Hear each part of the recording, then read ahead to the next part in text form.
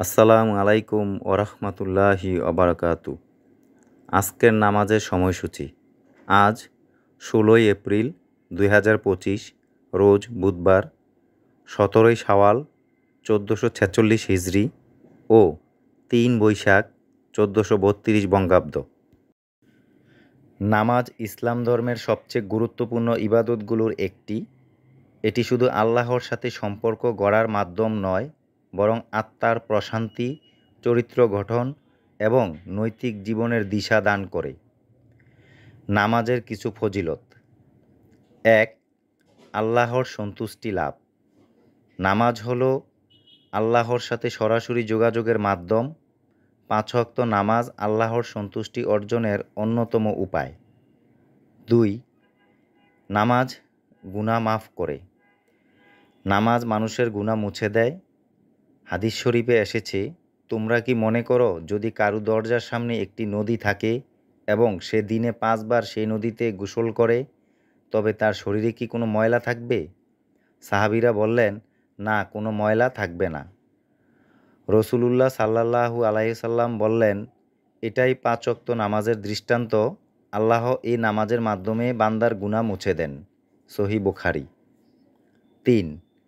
জান্নাতের পথ সুগম হয়। নিয়মিত নামাজ আদায়কারীরা জান্নাতের অধিকারী হবে। যারা তাদের নামাজে স্থায়ী, তারা জান্নাতে থাকবে সম্মানিত। সূরাতুল মাআরিজ আয়াত 35। 4. আত্মিক প্রশান্তি দেয়। নামাজ মানুষের অন্তরে প্রশান্তি আনে।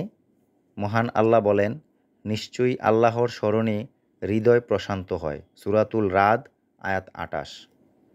5. পাপ থেকে বিরত রাখে।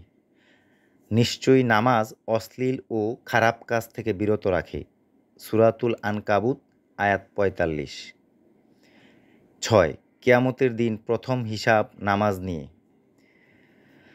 রাসূলুল্লাহ সাল্লাল্লাহু আলাইহি সাল্লাম বলেন, কিয়ামতের দিন বান্দার আমলসমূহের মধ্যে সর্বপ্রথম যে বিষয়ে হিসাব নেওয়া হবে তা হলো সালাত। তিরমিজি।